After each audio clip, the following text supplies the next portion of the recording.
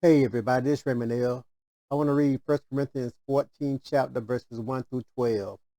And then after I read it, we're going to talk about it just a little bit. 1 Corinthians 14:1. Pursue love and desire spiritual gifts, but especially that you may prophesy. But he who speaks in a tongue does not speak to men but to God, for no one understands him. However, in the spirit he speaks mysteries. But he who prophesies speaks edification in exhortation and comfort to men. He who speaks in a tongue edifies himself, but he who prophesies edifies the church.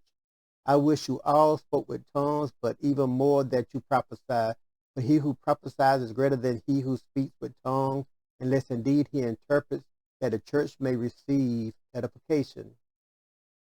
But now, brother, if I come to you speaking with tongues, what shall I profit you unless I speak you either by revelation, by knowledge, by prophesying, or by teaching?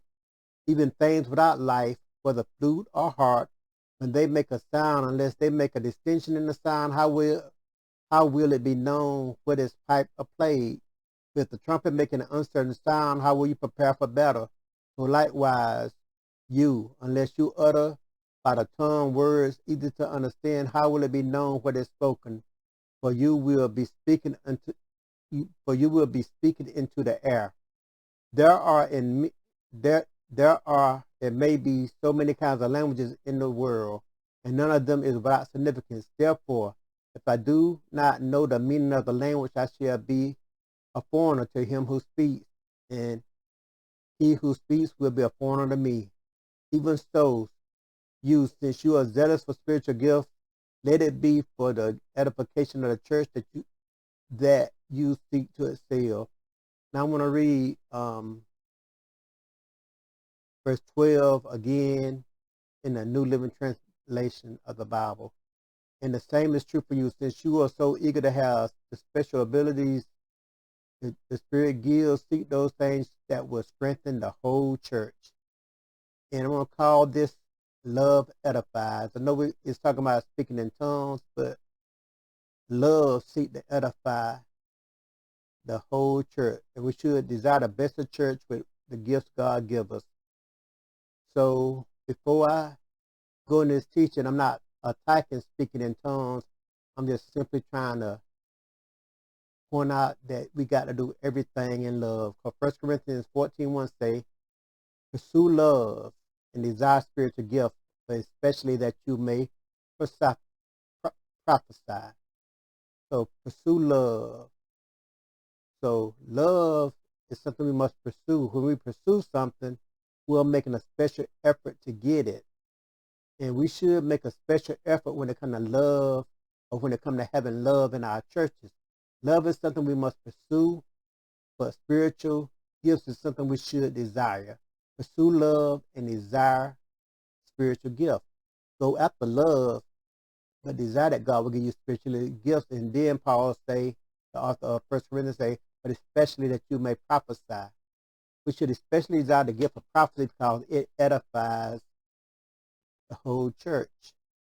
So what is the meaning of the word prophecy? And the commentaries say it signifies the speaking forth of the mind and counsel of God.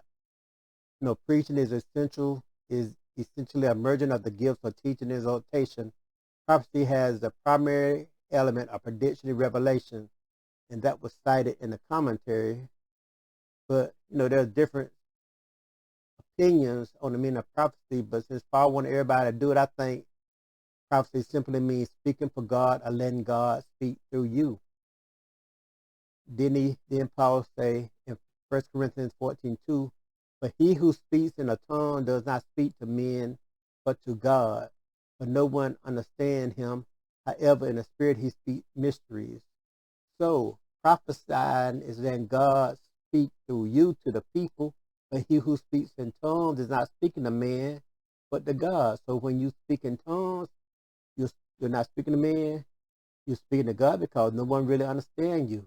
And if people are in church to hear a word from God, I think we should obviously speak to them. I mean, like I said, I'm not attacking tongues. And if you're going to speak in tongues, I think we should pray in tongues in our prayer closet, unless we have an interpretation as we're gonna get to later. But we must make sure we're not doing nothing for show or nothing that will lift ourselves up. We got to make sure that we edify the church by edifying the people that come to church. So if somebody come to church want to hear a word from God, they need to get a clear word from God.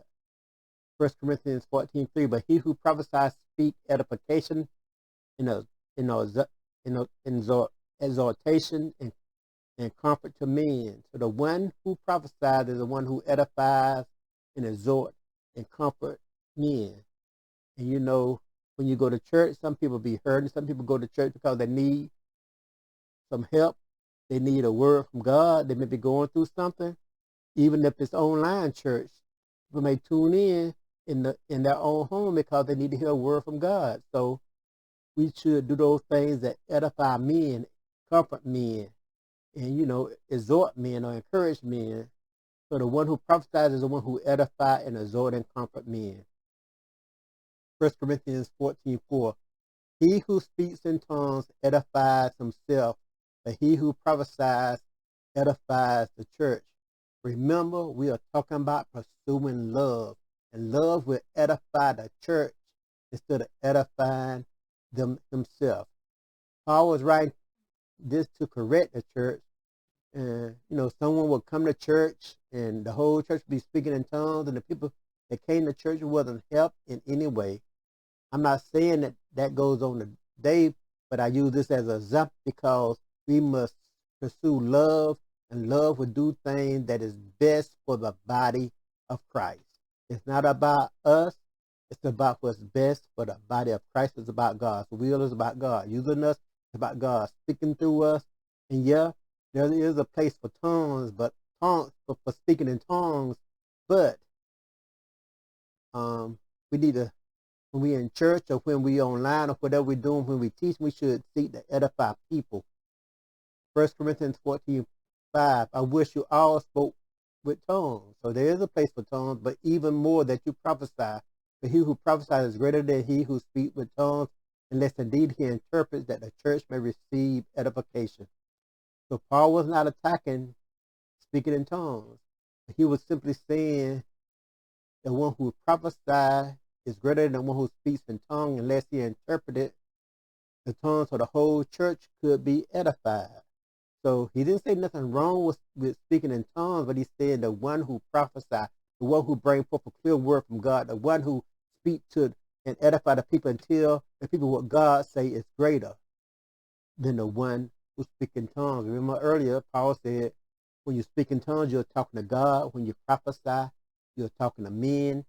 And and when it comes to preaching and teaching and getting this word out, we got to make sure we edify the whole body of Christ.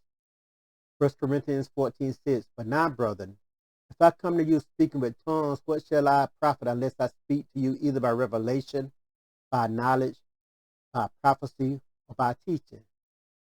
Love always thinks of others. If you love the church, we'll do what's best for the church. And what was best for the church is for everybody to get an understanding. I'm going to read the 6th verse in the New Living Translation. Dear brothers and sisters, if I should come to you speaking in an unknown language, how would that help you? But if I bring you a revelation or some special knowledge or prophecy or teaching, that will be helpful. Love edifies. So he was basically saying, I love the church. I want to help the church, so I'm not going to come and speak to the church in an unknown language, but I'm going to teach the church by revelation or some special knowledge, by prophecy, about teaching, preaching, teaching. He's going to do stuff that's helpful to the body of Christ. Then Paul give another example in 1 Corinthians 14:7 and 14:8. Even things without life, whether flute or harp, when they make a sound, unless they make a distinction in the sounds, how will it be known whether it's piped or played? If the trumpet make an uncertain sound, who will prepare for battle? There's a purpose for things. If the trumpet make a sound that no one understands, no one would know what it means. Who will prepare for battle? Back in them days, when you blew the trumpet in a certain way, they know get lined up for battle. So if a trumpet make a certain sound, who would prepare for battle? Wouldn't nobody know what's going on? In 1 Corinthians 14:9, so likewise you, unless you utter by the tongues of words, easy to understand, how will it be known what is spoken? For you will be speaking into the air. Let me read that again. So likewise you, unless you utter by tongues words, easy to understand, how will it be known what is spoken? For you will be speaking into the air. I heard some preachers say, I preach even if I have to preach to the pews. It would be bad to be preaching to the pews when the pews are full of people. Nobody understand what you're saying. You're speaking in tongues, and nobody get no understanding. So it's bad to preach to the pews when the pews are full of people. 1 Corinthians 14:10. There are, it may be, so many kinds of languages in this world, and none of them is without significance. All languages is important. 14:11. Therefore, if I do not know the meaning of the language, I shall be a foreigner to him who speaks, and he who speaks will be a foreigner to me. If I don't understand the language that's being spoken, I will be a foreigner. I don't speak the language to them, and they will be a foreigner to me. It don't matter how emotional they get, I still would not understand what they are trying to say. And yeah, even if the language I know they're speaking is real, I still would not understand the message they're trying to get across. So we are pursuing love. We're pursuing things that edify the church. So we should be pursuing prophecy. Love edifies. 1 Corinthians 14:12. Even so, you, since you are zealous for spiritual gifts, let it be for the edification of the church that you seek to excel. I'm going to stop on this verse, but even so, since you are zealous, since you want spiritual gifts, desire the gifts that are going to edify the whole church that you seek to excel. Paul was saying you should desire the gifts that edify the church. 1 Corinthians 14:12, New Living Translation.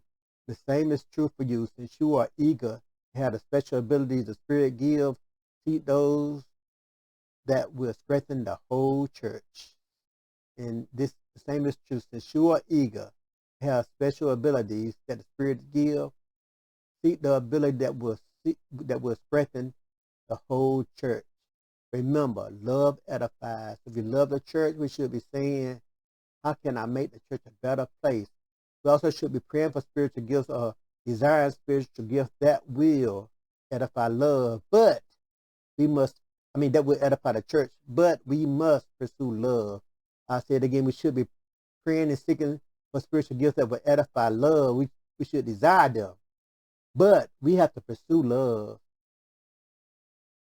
We should also be praying and seeking spiritual gifts that will edify the church. We should desire gifts that will edify the church, but we must go after love. We must do everything out of love. Once again, I'm not attacking speaking in tongues.